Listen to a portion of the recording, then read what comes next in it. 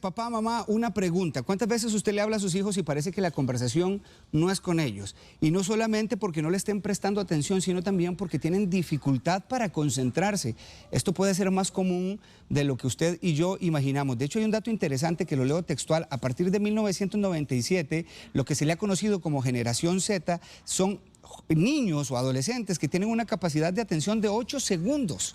Oiga usted esto, qué interesante. La pregunta es, ¿cómo combatimos usted y yo como padres la desconcentración en nuestros hijos? Andrea Vega es asesora educativa y está con nosotros para ayudarnos en este tema que a mí me parece importantísimo, sobre todo cómo usted y yo podemos notar señales en nuestros hijos de que hay una desconcentración, que más que desconcentración podría convertirse en trastorno. Andrea, bienvenida, qué gusto saludarte. Muchísimas gracias por la invitación. Ayúdeme a definir primero el término desconcentración. ¿Cómo lo podemos categorizar? Bueno, yo diría que la desconcentración es una incapacidad para sostener valga la redundancia, la atención en relación con estímulos de los que soy objeto. Y los estímulos pueden ser gustativos, olfativos, auditivos, visuales. En realidad los estímulos son diversos, pero cada persona es diferente y tiene una reacción, reacciona de diferente manera a esos estímulos. Esto que acabo de leer yo, de esta generación Z, que ahora también es conocida con este tipo de terminología, que tienen una concentración de 8 segundos. Quiere decir que después de 8 segundos yo ya perdí la atención de este tipo de población. Digamos que es en promedio, no podemos generalizar que todos los niños son iguales, especialmente porque hay una tendencia ahora a utilizar distintos recursos de entrenamiento mental o cerebral para potenciar el cerebro de los chicos y aumentar esa capacidad atencional. Sin embargo, sí es muy baja y hay que tomar en consideración que no solo tienen demasiados estímulos al mismo tiempo. Yo he escuchado muchas veces que dicen que esta generación va a tener las mejores oportunidades porque tiene acceso a toda la información. El Internet es un mundo que les abre las puertas.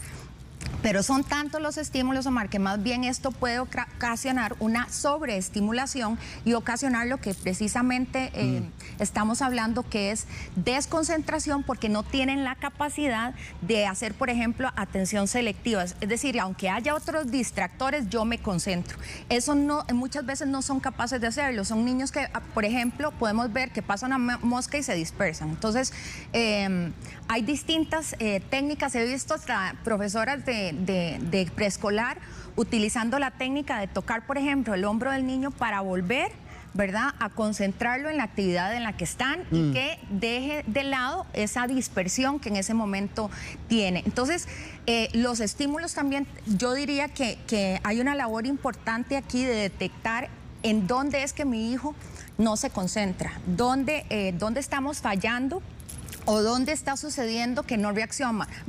Por ejemplo, podría ser que yo no reaccione adecuadamente a un estímulo auditivo o visual porque tengo un problema en la vista, ¿verdad? Entonces, puede ser que para mí, otra cosa súper importante, si yo soy una persona que dentro de mis inteligencias predominantes soy una persona visoespacial, entonces para mí los estímulos con los que más cómoda y más alerta voy a estar son estímulos que calcen con mi personalidad y mi forma de ser. Entonces aquí hay variables externas e internas que tienen que ver con cada uno de nosotros, que pueden incidir sobre la manera en que yo proceso y filtro información y reacciono ante diferentes estímulos. Bastante claro. Sé muy bien que cuando uno habla de desconcentración puede ser sinónimo de déficit atencional, pero no es lo mismo déficit atencional que trastorno de déficit atencional. Sí. ¿Cómo podemos hacer esta diferencia entre saber si mi hijo está desconcentrado solamente o más bien también está presentando algo de mayor profundidad como un trastorno de déficit atencional? ¿Qué síntomas arroja esto? Yo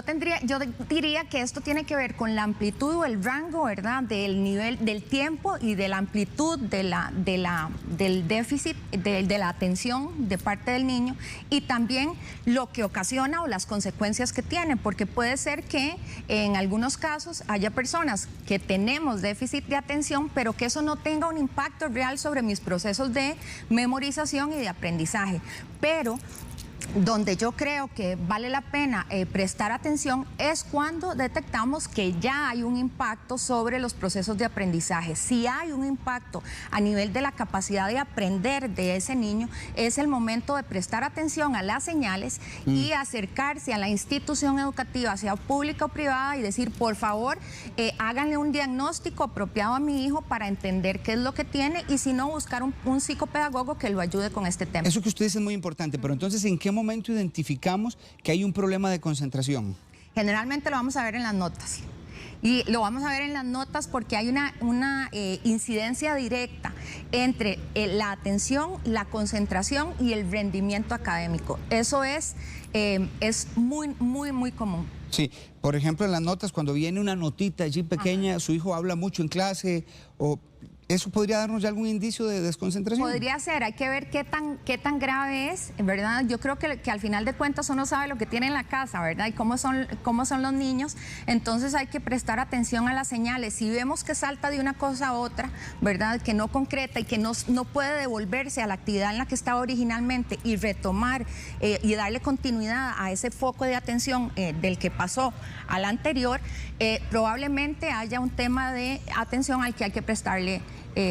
Ok, Andrea, en casa, cuando estamos en casa, ¿qué podemos notar en nuestros hijos para saber que les está presentando dificultad concentrarse?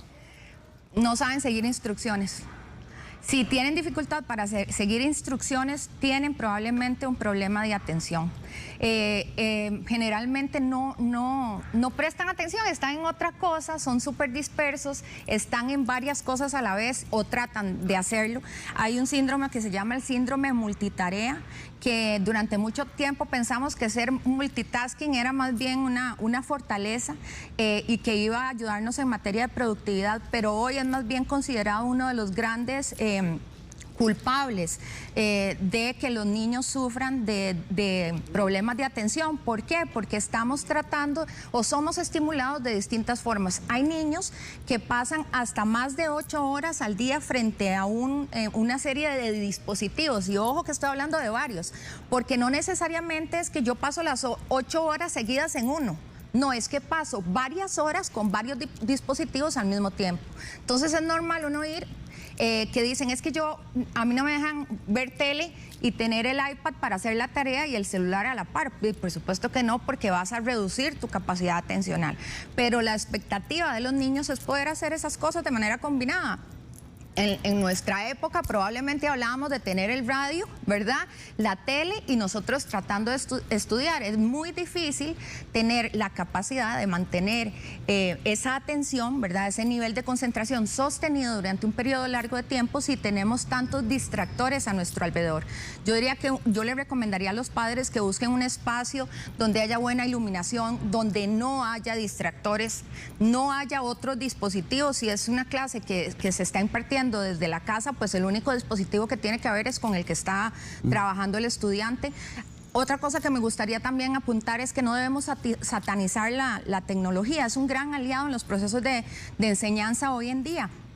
Sin embargo, hay que tener en cuenta para qué está usando el niño el dispositivo, ¿verdad? Si es un distractor, si lo está usando para entretenimiento, es probable que este sea el momento para tomar ese aparato, ese dispositivo, mientras necesitamos que el niño se concentre, y sacarlo de la habitación donde el niño está estudiando. Ok, muy bien. ¿Cuáles son los consejos entonces, si como padres notamos, qué es lo que se debe hacer para remediar esta desconcentración? Primero, acercarse a la institución educativa, sea pública o privada, para que la institución a través de su equipo psicopedagógico haga una valoración, aplique una batería de evaluación para saber si el niño tiene una condición que amerite, ¿verdad?, tomar otras medidas. Buscar algún tipo de programa de recuperación o de estimulación cognitiva. Existen muchas opciones en el mercado que pueden ayudar a los niños a mejorar su capacidad atencional. Lo otro que yo haría, aparte de buscar ayuda y pensar en algún tipo de gimnasia mental, pueden buscar términos como brain fitness, mental fitness, gimnasia mental, gimnasia cerebral. Son normalmente las formas en las que se llama a estos recursos, que existen varios, que pueden ayudarnos a mejorar nuestro... Esto es como ir al gimnasio. Vamos a ponerlo de esta forma. Entre más vas al gimnasio, pues obviamente tu condición física y tu, no sé, tu masa muscular va a aumentar. ¿Qué pasa si yo desarrollo más y potencio más mi cerebro y me entreno más? Pues obviamente mi músculo va a estar mucho más robusto y voy a aumentar mi capacidad de aprender, mi capacidad de mantener la atención, mi capacidad de mantenerme concentrado. Definitivamente va a haber una mejora significativa y esto va a tener una incidencia en las notas, rendimiento, tiempo que tienen que durar haciendo una investigación, tiempo haciendo tareas. Es realmente una gran oportunidad. Andrea, dos cosas para cerrar, rápidamente me parece importante. ¿Usted recomienda, por ejemplo, los organizadores físicos, el uso de una alarma, como para generar elementos que ayuden a activar la concentración? El tema de las alertas es importante, hay que buscar, yo diría que lo más importante es ver cómo tratamos de hacer conexión con ese pequeño para ver de qué manera logro conectar con él. Si yo logro detectar que mi hijo reacciona bien a estímulos visuales, entonces utilice recursos visuales para ayudarlo a estudiar. Y esa podría ser la famosa alarma o alerta que vos mencionás. Sin embargo, esto va a depender de la condición. Te voy a poner un ejemplo. Si tenés un hijo kinestésico, es decir, una niña o niño que tiene que mantenerse constantemente en movimiento, probablemente sea mucho más efectivo que lo pongas a hacerte un reggaetón para que te cuente la historia de Juan Santamaría que ponerlo a que memorice un texto y te lo tenga que repetir, ¿verdad? Porque para él, su forma natural de aprendizaje se va a sentir mucho más cómodo en un entorno donde él esté familiarizado y sea algo que le guste hacer. Entonces aquí tiene que ver mucho con la creatividad. Yo digo que los docentes de hoy en día tienen que ser magos. Claro, tienen que ser magos para poder lograr interactuar de una manera que permita generar esa motivación y esa atracción de los estudiantes, porque imagínate una lección de 40 minutos con niños que tienen una capacidad atencional en promedio de 8 segundos. Esto debimos saberlo desde muchos años atrás, porque Exacto. Esto que usted está diciendo rompe por completo el esquema y el método de aprendizaje con el que nosotros crecimos. Totalmente. Es memorice y vámonos. Exacto. Aquí hay una oportunidad grandísima, digamos, hay una brecha todavía en la que tenemos que trabajar a nivel de educación, pero hay una gran oportunidad para esos docentes que quieren hacer la diferencia y que pueden replantear la forma de interactuar y de generar esa experiencia educativa para que sea mucho más atractiva, con música, con colores, estimulando lo que hablábamos, todos los sentidos. Entre más sentidos involucremos, mayor va a ser la participación activa del estudiante. Ese es el término más importante de esta conversación. Lo que necesitamos son estudiantes activos y no receptores o pasivos donde el profe recita. Andrea Vega, asesora educativa. Andrea, gracias. Muchísimas gracias. Sustancioso. Gracias por traernos estas recomendaciones. Ustedes pueden repasar la entrevista dentro de un ratito en el Facebook, pero le voy a dejar un WhatsApp 4600. Comienza con 4600 0046 para que hablen con Andrea y les ayude todavía más con este tema de mejorar la concentración. Y el Facebook puede ingresar a Grupo Mentora Progrentis. Progrentis, progreso para la mente. Ok. Sí. Andrea, muchas gracias. Feliz semana. A ustedes las gracias. Para vos.